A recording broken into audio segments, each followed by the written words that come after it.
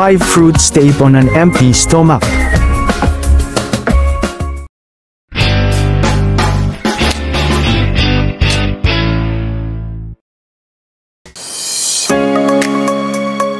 Bakit kakain ng prutas nang walang laman ang tiyan?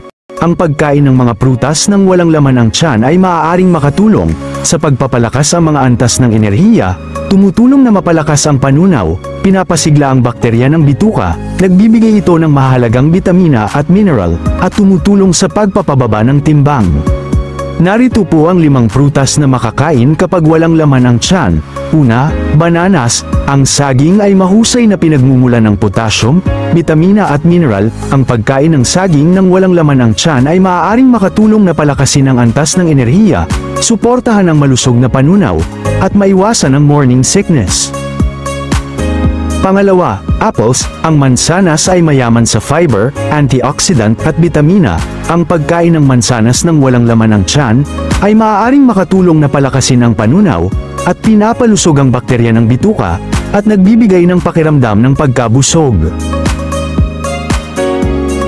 Pangatlo, oranges. Ang mga orange ay mataas sa bitamina C, flavonoids, at fiber. Ang pagkain ng orange nang walang laman ng tiyan ay maaaring makatulong na palakasin ang immunity o kaligtasan sa sakit, tumutulong din na mapalakas ang panunaw, at nagpapalakas ng natural na enerhiya.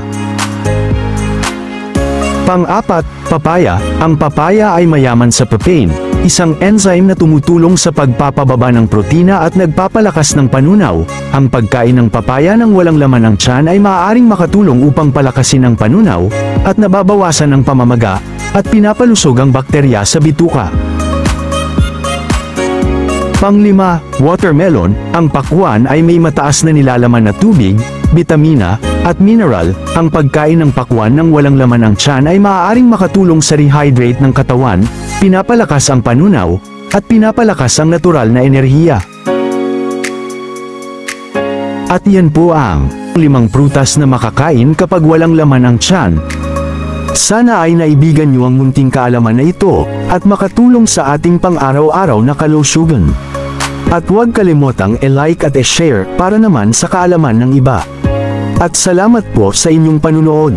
Hanggang sa susunod na kaalaman.